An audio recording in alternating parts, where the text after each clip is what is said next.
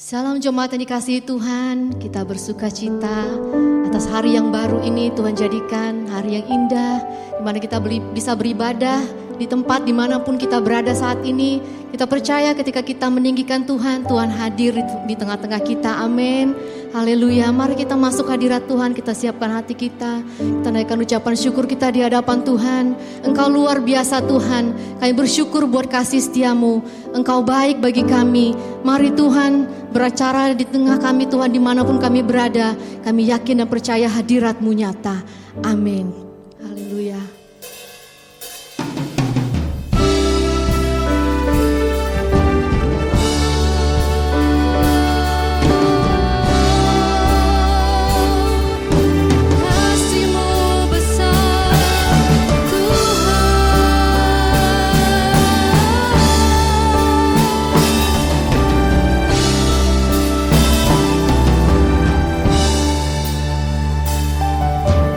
Tak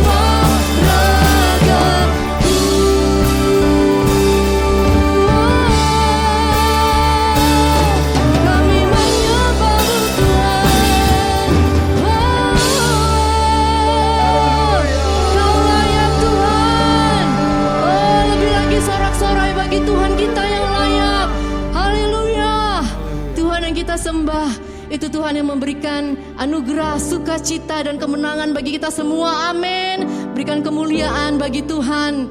Haleluya. Mari kita bernyanyi lebih lagi meninggikan Tuhan kita Yesus Kristus.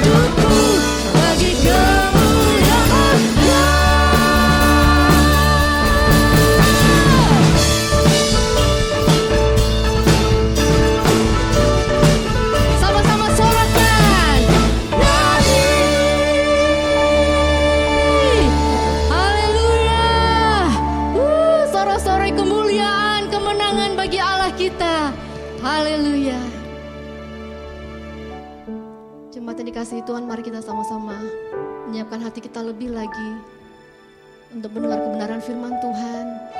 Kita mau menyembah Dia, masuk dalam hadirat-Mu kudus. Haleluya Tuhan. Engkau Bapa kami yang setia.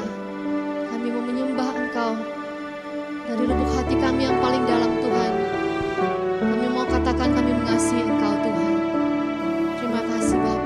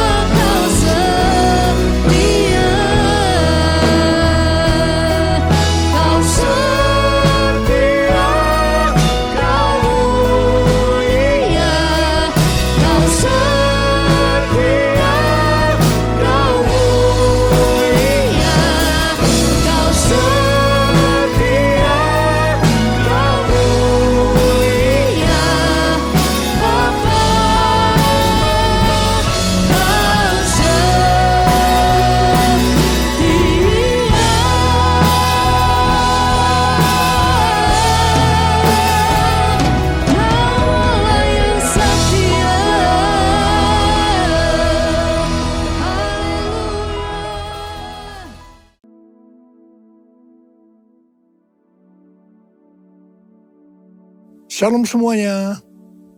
Tahun 2023 adalah tahun untuk bangkit.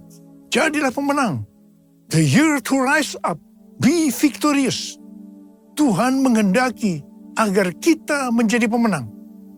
Yang mau menjadi pemenang katakan amin. Wahyu pasal 2 dan pasal 3 adalah pesan Tuhan Yesus kepada 7 sidang jemaat pada waktu itu. Yang juga bisa diartikan sebagai pesan Tuhan Yesus kepada gereja sepanjang masa, termasuk gereja masa kini. Setiap pesan Tuhan Yesus selalu diakhiri dengan kata-kata, barang siapa bertelinga, hendaklah mendengarkan apa yang dikatakan oleh Roh kepada jemaat-jemaat. Barang siapa menang, maka upahnya adalah masuk surga. Jadi untuk menjadi pemenang, kita harus mendengarkan apa yang dikatakan oleh Roh kepada jemaat. Hal ini bisa juga diartikan, kita harus membaca Alkitab, merenungkan, melakukan, dan menyaksikannya. Tuhan juga bisa berbicara kepada kita melalui nubuatan, melalui mimpi, melalui peringatan dan teguran, melalui hamba-hambanya. Hasil temuan dari Dr. George Barna, Direktur Research Cultural Research Center Arizona Christian University di Amerika Serikat, yang dirilis pada tanggal 24 Mei 2022, menunjukkan bahwa hanya 37% pendeta Kristen di Amerika Serikat yang masih memiliki sudut pandang yang alkitabiah. Wow. Temuan ini tidak mengejutkan, mengingat pendeta dari kaum Injili yang percaya bahwa Alkitab adalah firman Allah yang benar dan dapat diandalkan untuk kehidupan manusia. Hanya 51% yang masih memiliki pandangan yang alkitabiah. Secara rinci, didapat data pendeta yang masih memiliki sudut pandang yang alkitabiah berdasarkan denominasi. Yang pertama, pendeta non-denominasi dan gereja-gereja independen itu 57%. Kemudian pendeta Protestan Injili 51%. Pendeta Karismatik Pentakosta 37%. Pendeta Protestan Arus Utama 32%. Pendeta Aliran Kekudusan 28%. Pendeta Protestan Kulit Hitam 9%. Pastor Katolik Roma 6%. Berdasarkan jumlah jemaat yang dilayani, pendeta dengan jemaat kurang dari 100 orang itu 41%. Pendeta dengan jemaat antara 101 sampai dengan 250 orang 45%. Pendeta dengan jemaat 251 sampai dengan 600 orang 14%. Pendeta dengan jemaat lebih dari 601 orang hanya 15%. Data ini menunjukkan bahwa pendeta yang memiliki jemaat yang sedikit masih memiliki pandangan yang alkitabiah dibandingkan dengan pendeta yang memiliki jemaat dan jumlah besar. Pendeta yang memiliki jemaat kurang dari 250 orang berhasil mengintegrasikan iman mereka ke dalam perilaku sehari-hari melalui pemuritan yang terpadu, sehingga mereka tetap memiliki sudut pandang yang alkitabiah. Di era pasca pandemi, sekitar 9 dari 10 gereja di Amerika Serikat memiliki jemaat kurang dari 250 orang. Dari hasil survei ini didapat beberapa hal. Yang pertama, label gereja atau ciri khas sebuah gereja tidak lagi menggambarkan kualitas dari pendetanya. Contoh, label Protestan Injili yang berkonotasi gereja di mana Alkitab dihormati dan diajarkan sebagai firman Tuhan yang dapat diandalkan dan relevan bagi kehidupan manusia, ternyata hanya setengah dari pendetanya yang masih memiliki sudut pandang yang alkitabiah. Perbedaan yang mencolok antara pendeta yang memiliki pandangan yang alkitabiah dari kalangan Protestan dengan pastor Katolik, yaitu 40% berbanding 6%, ternyata tidak menghasilkan jemaat yang kualitasnya berbanding lurus. Studi di tahun 2021 mengungkapkan bahwa hanya 5% dari jemaat yang secara teratur menghadiri gereja Protestan dan hanya 1% dari jemaat yang teratur menghadiri gereja Katolik yang masih memiliki pandangan yang alkitabiah. Hal ini menunjukkan tidak ada gereja dari golongan manapun yang menyelesaikan tugas dengan baik. Beberapa pengamat mengatakan bahwa gereja besar menarik jemaat dengan mengkompromikan Injil, mengajarkan apa yang ingin didengar orang, bukan kebenaran sejati yang dinyatakan dalam Alkitab. Data dari penelitian di atas menunjukkan gereja besar cenderung tidak memiliki pendeta yang mempertahankan pandangan alkitabiahnya. Pendeta dari beberapa gereja besar menarik jemaatnya dengan mengajarkan standar budaya daripada standar Alkitab, dikarenakan pendetanya tidak memiliki pandangan yang alkitabiah. Pendeta yang tidak memiliki pandangan yang alkitabiah tidak akan bisa mengajarkan jemaatnya untuk memiliki pandangan yang alkitabiah. Melihat data-data ini, kita harus benar-benar introspeksi.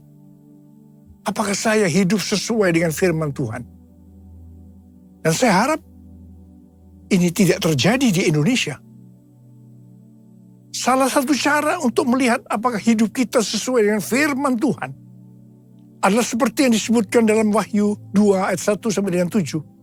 Yaitu apakah kita masih tetap memiliki kasih mula-mula. Apapun yang kita lakukan untuk melayani pekerjaan Tuhan, kalau itu tidak didasarkan kepada kasih yang mula-mula, Tuhan akan berkata kepada kita, betapa dalamnya engkau telah jatuh. Bertobatlah dan lakukanlah lagi apa yang semula engkau lakukan. Jika tidak demikian, aku akan datang kepadamu dan aku akan mengambil kaki dianmu dari tempatnya jikalau engkau tidak bertobat. Sesuai dengan keterangan Alkitab penuntun hidup berkelimpahan, mengambil kaki dianmu itu artinya Tuhan akan menolak dan mengeluarkan kita dari dalam kerajaannya. Jangan sampai kita mengalami hal yang seperti ini. Saya berdoa supaya setiap kita tetap dalam kondisi kasih mula-mula. Jesus,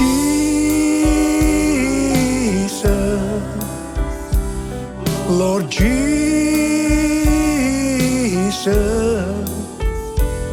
Lord Jesus, you're my first love. How I love you, oh how I love you.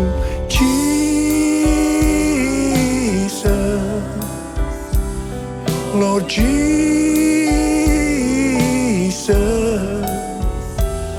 Lord Jesus, you're my first love. How I love you, oh how I love you, Lord. Tahun 2023 adalah tahun untuk bangkit. Jadilah pemenang. Elia menjadi pemenang melawan nabi-nabi Baal sehingga membuat orang Israel bertobat. Orang Israel bertobat karena melihat api Tuhan turun. Api Tuhan turun karena doa Elia. Sebelum berdoa, yang dilakukan oleh Elia adalah memperbaiki mezbah Tuhan yang telah diruntuhkan. Artinya memulihkan ibadah mereka kepada Tuhan. Pertama-tama yang dilakukan Elia adalah membuat mezbah dengan menyusunnya dari 12 batu. 12 batu berbicara tentang unity di antara suku-suku Israel. Untuk menjadi pemenang dalam hal memenangkan jiwa bagi Tuhan, yang paling utama harus terjadi unity di antara kita. Kita harus saling mengasihi. Yohanes 15 ayat 16 dan 17 berkata, "Bukan kamu yang memilih aku, tetapi akulah yang memilih kamu. Dan aku telah menetapkan kamu, supaya kamu pergi dan menghasilkan buah, dan buahmu itu tetap, supaya apa yang kamu minta kepada Bapa dalam namaku, diberikannya kepadamu. Inilah perintahku kepadamu, kasihilah seorang akan yang lain." Yohanes 13 ayat 34 dan 35 berkata, "Aku memberikan perintah baru kepada kamu, yaitu supaya kamu saling mengasihi. Sama seperti aku telah mengasihi kamu, demikian pula kamu harus saling mengasihi. Dengan demikian, semua orang akan tahu bahwa kamu adalah murid-muridku, yaitu jikalau kamu saling mengasihi." Matius 5 ayat 23 dan 24 berkata, "Sebab itu, jika engkau mempersembahkan persembahanmu di atas mezbah, dan engkau teringat akan sesuatu yang ada dalam hati saudaramu terhadap engkau, tinggalkanlah persembahanmu di depan mezbah itu, dan pergilah berdamai dahulu dengan saudaramu, lalu kembali untuk mempersembahkan persembahanmu itu." Supaya persembahan kita berkenan kepada Tuhan, maka kita tidak boleh ada ganjalan dengan orang lain. Kita tidak usah mempermasalahkan siapa yang benar dan siapa yang salah, tetapi supaya terjadi saling mengasihi dan inisiatif berdamai harus dari kita terlebih dahulu. Roma 12 ayat 18 berkata, "Sedapat-dapatnya, kalau hal itu bergantung padamu, hendaklah engkau hidup dalam perdamaian dengan semua orang." Semua diberkati Tuhan. Mari kita akan melihat contoh mengapa Abraham diberkati Tuhan. Salah satu alasannya adalah bagaimana respon Abraham agar perdamaian tetap terjadi antara dia dengan Lot. Kisah perselisihan antara Abraham dan Lot ini dimulai karena padang penggembalaan mereka kurang. Disebabkan Abraham dan Lot diberkati luar biasa oleh Tuhan dengan ternak yang banyak, maka mulailah terjadi perkelahian antara gembala Abraham dan gembala Lot. Kalau ini dibiarkan, maka akan terjadi perselisihan antara Abraham dan Lot yang lebih besar lagi. Apa yang dilakukan oleh Abraham? Abraham mendatangi Lot terlebih dahulu. Meskipun seharusnya sebagai keponakan, Lot yang harus datang lebih dahulu kepada Abraham. Abraham berkata, "Kita ini kerabat, kita ini adalah saudara. Jangan kita bertengkar, karena akan menjadi contoh yang tidak baik kepada orang-orang di sekitar kita, yaitu orang Kanaan dan orang Feris. Dan terutama nama Tuhan tidak dipermuliakan." Kemudian Abraham menyuruh Lot untuk terlebih dahulu memilih tempat untuk penggembalanya. Abraham berkata kepada Lot, "Kamu pilih dulu dah di mana tempat lahan tanah penggembalaanmu. Nanti aku akan ambil sisanya aja." Wow, ini satu pengorbanan yang luar biasa. Dan ternyata Lot tidak sungkan-sungkan. Justru dia memilih daerah yang terbaik, yaitu daerah yang banyak airnya, tetapi sayang, dekat Sodom dan Gomora, di mana orang-orangnya jahat dan berdosa kepada Tuhan. Ini yang tidak diperhitungkan oleh Lot. Kisah ini diakhiri dengan Abraham diberkati Tuhan berlimpah, limpah, limpah.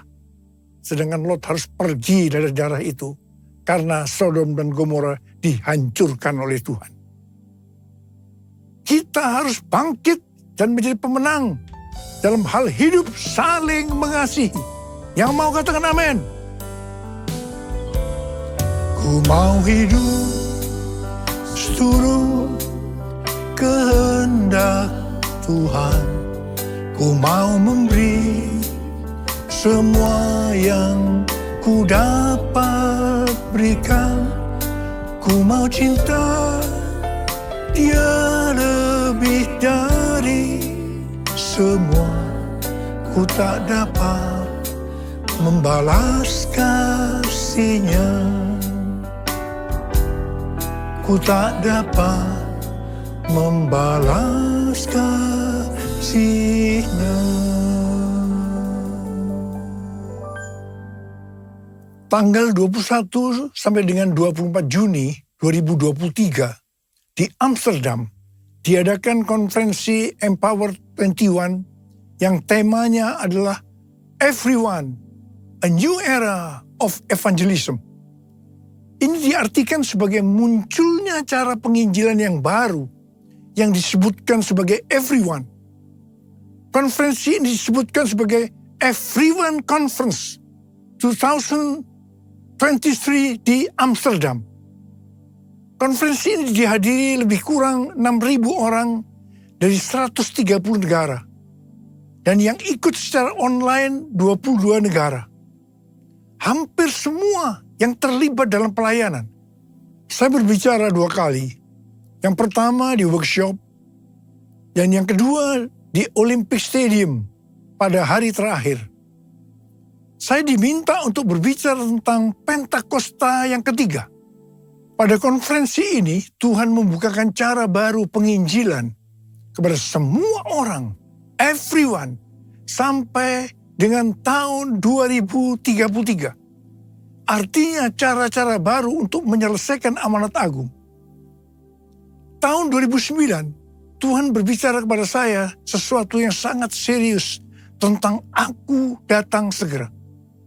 Saya bertanya kepada Tuhan, apa yang akan Tuhan kerjakan? Dan apa yang harus kami lakukan? 6 bulan kemudian Tuhan menjawab pertanyaan saya dengan berkata, Aku akan mencurahkan rohku. Aku akan mencurahkan rohku, kata Tuhan. Pada waktu Roh Kudus dicurahkan akan terjadi seperti di Yoel 2 ayat 28 sampai dengan 32. Akan ada 3 tanda yang terjadi.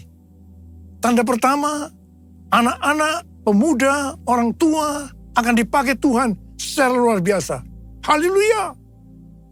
Tanda yang kedua, akan terjadi mujizat-mujizat secara luar biasa. Dan tanda yang ketiga, akan terjadi goncangan-goncangan yang luar biasa. Melalui 3 tanda ini akan terjadi penggenapan dari Yoel 2 ayat 32. Yaitu akan banyak orang yang berseru kepada nama Tuhan. Dan mereka yang berseru kepada nama Tuhan akan diselamatkan. Jadi akan terjadi penuaian jiwa besar-besaran. Tahun 2009 ini juga merupakan 100 tahun nubuatan dari William Seymour yang berkata pada tahun 1909 bahwa 100 tahun ke depan akan terjadi pencurahan Roh Kudus yang dahsyat, yang melebihi yang terjadi di Azusa Street. Gerakan ini tidak akan berhenti sampai Tuhan Yesus datang kembali. Amin. Pada tahun 2009 ini juga, Billy Wilson meminta saya untuk bergabung dalam acara konferensi Empower 21 di Oral Roberts University, Tulsa, Oklahoma.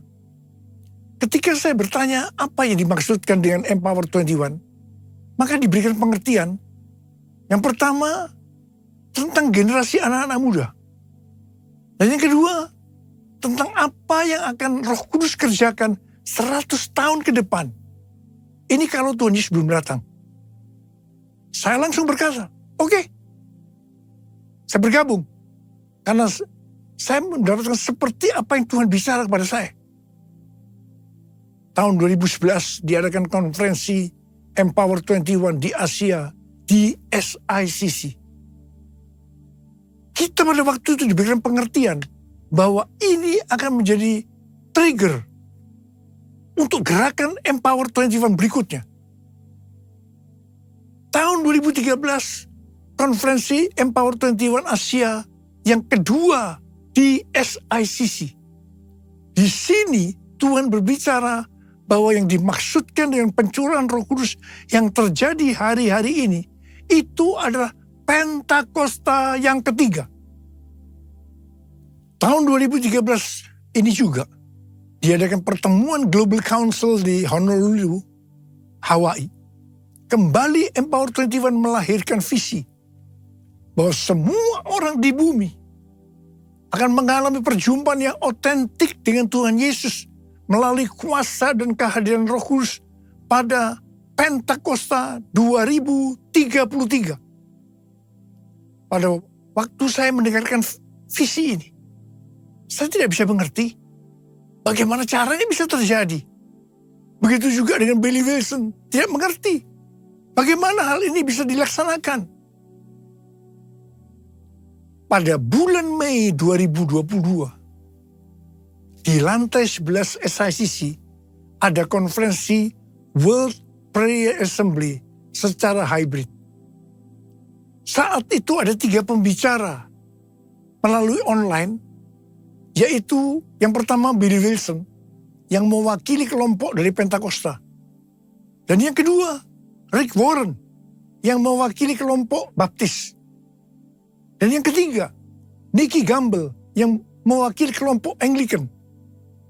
Di mana mereka berbicara tentang topik yang sama seperti visi yang diberikan kepada Empower 21, yaitu goal amanat agung pada tahun 2033. Wow!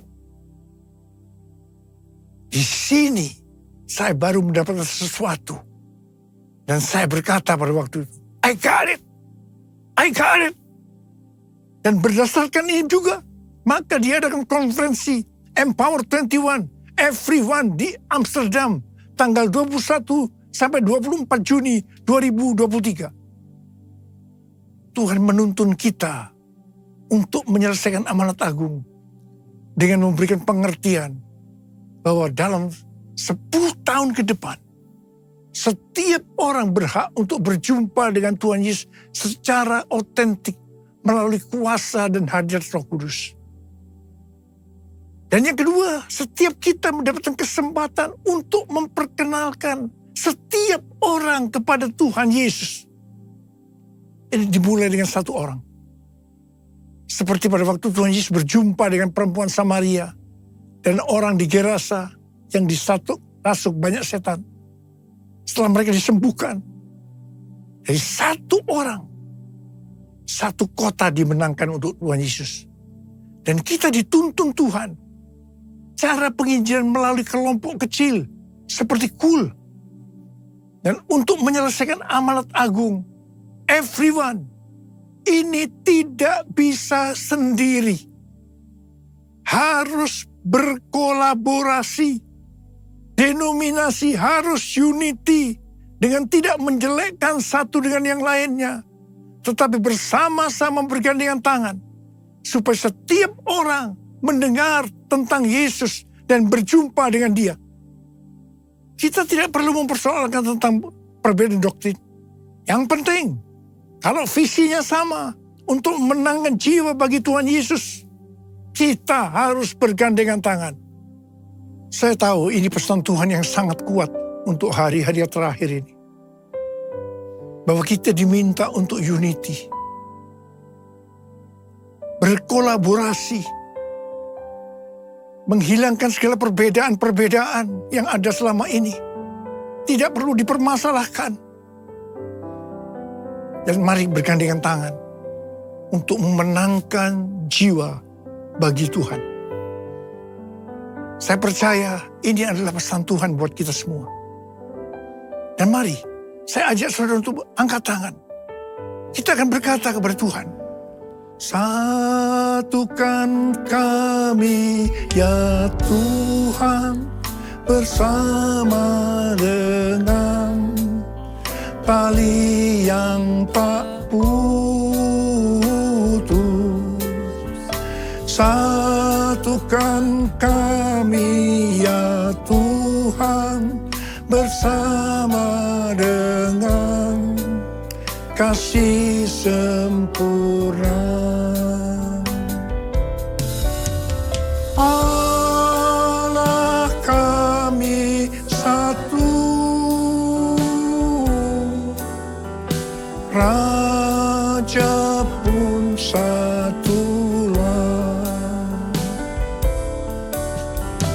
Tubuh Kristus satu,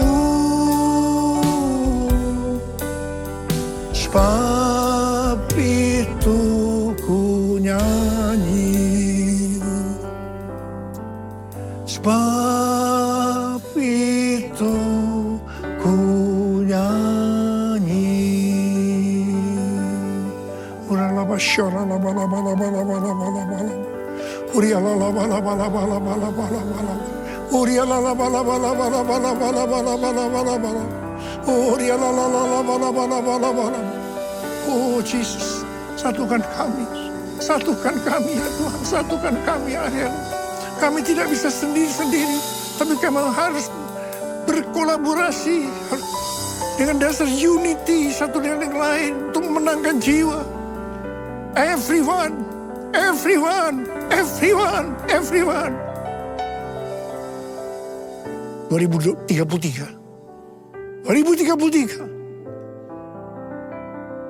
Kami tahu Tuhan, setelah amanat agung selesai, Engkau akan datang kembali. Sebab itu ku nyanyi,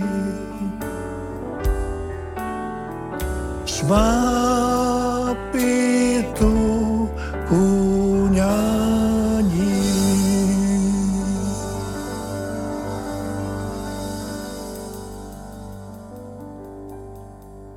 Mari, saudara-saudara, kita akan masuk dalam perjamuan kudus. Kita akan mengingat ayat ini. Sebab setiap kali kamu makan roti ini dan minum cawan ini, kamu memberitakan kematian Tuhan sampai Ia datang. Perjamuan kudus adalah perjamuan Tuhan Yesus sendiri. Setiap kali kita masuk dalam perjamuan kudus, ini pesan Tuhan buat kita semua. Biarlah ini menjadi peringatan akan daku. Peringatan akan daku. Mari tundukkan kepala. Arahkan hati kita kepada kebaikan Tuhan. Bapa, siapakah kami sebelum kami mengenal Engkau? Kami semua orang berdosa. Upah dosa adalah maut, mati. Tapi Engkau yang tidak berdosa telah dijadikan dosa oleh karena kami. Engkau harus turun dari surga mulia, mati ganti kami dengan penderitaan yang luar biasa. Sungguh kalau kami pikirkan betapa baiknya Engkau Tuhan. Betapa baiknya Engkau ya Aba. Engkau jadikan kami sebagai anak-anak-Mu. Engkau yang memberkati, Engkau membela, Engkau mengajar kami, Engkau menyembuhkan kami. Engkau tegur, Engkau hajar kami kalau salah. Itu Engkau ya Aba. Itu Engkau ya Aba. Tuhan akan memberkati kita melalui perjamuan kudus. Tapi Tuhan mau kita makan dan minum dengan cara yang benar. Karena itu masing-masing berdoa. Lihat keadaan dirimu masing-masing. Introspeksi. Jangan menyimpan dosa. Akui. Minta ampun. Supaya diberkati Tuhan. Ampuni saya Tuhan. Ampuni Tuhan. Ampuni. Ampuni ya Aba. Ampuni ya Aba. Ampuni ya Aba. Kami akan masuk dalam perjamuan kudus. Dengan hati yang penuh ucapan syukur. Dalam nama Yesus. Amin. Mari. Angkat roti di tangan kanan kita tinggi-tinggi. Sebab apa yang telah kuteruskan kepadamu telah aku terima dari Tuhan. Itu bahwa Tuhan Yesus pada malam waktu Ia diserahkan mengambil roti. Dan sesudah itu Ia mengucap syukur atasnya. Ia memecah-mecahkannya. Dan berkata, inilah tubuhku yang diserahkan bagi kamu. Perbuatlah ini menjadi peringatan akan aku. Sudah dikasih Tuhan, bukankah roti yang kita pecah-pecahkan ini adalah persekutuan kita dengan tubuh Kristus. Mari kita makan dalam nama Yesus.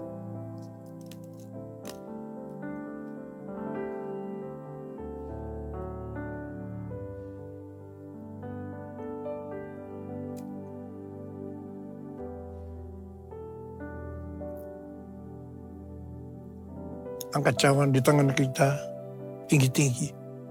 Mungkin juga yang mengambil cawan sudah makan lalu berkata, cawan ini adalah perjanjian baru yang dimeteraikan oleh darahku.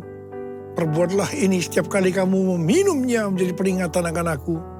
Saya dikasih Tuhan, bukankah cawan pengucapan syukur. Yang atasnya kita ucapkan syukur adalah persekutuan kita dengan darah Yesus. Mari kita minum dalam nama Yesus.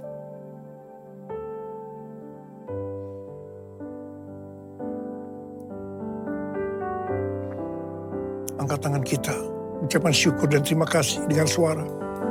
Tuhan terima kasih ya Tuhan. Tuhan terima kasih ya Tuhan. Terima kasih ya Tuhan, terima kasih. No rara bara bara bara bara bara bara. Ora bara bara bara bara. Bapa, kami berdoa buat anak-anak-Mu. Mereka membutuhkan pertolongan Tuhan. Kau saat ini sedang menyembuhkan yang sakit, sedang membebaskan yang terikat. Kau menghibur yang susah, Kau menguatkan yang lemah. Tuhan terima kasih berkebaikan-Mu. Terima kasih, terima kesembuhan. Terima. Tuhan terima kasih. Terima kasih Yesusku. Terima kasih Yesusku. Puji syukur hanya bagi Tuhanku. Terima kasih Yesusku. Terima kasih Yesusku. Puji syukur hanya bagi Tuhanku. Terima kasih.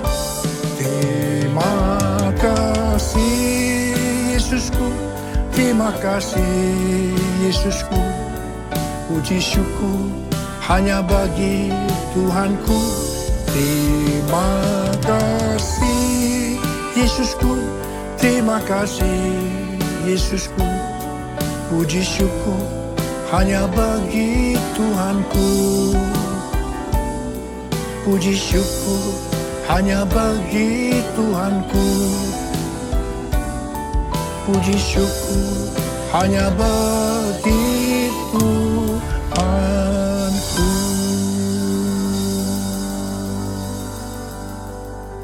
Makasih Abah. Makasih. Berkat-Mu melimpah buat anak-anak-Mu. Sekarang terima berkat Tuhan. Kasih karunia berlimpah-limpah daripada Allah Bapa dalam anak yang tunggal Yesus Kristus. Persekutuan yang manis dengan Roh Kudus menyertai saudara sekalian mulai hari ini. Sampai Tuhan Yesus datang menjemput kita di awan-awan dan bahkan sampai selama-lamanya. Yang percaya bersama-sama katakan, Amin.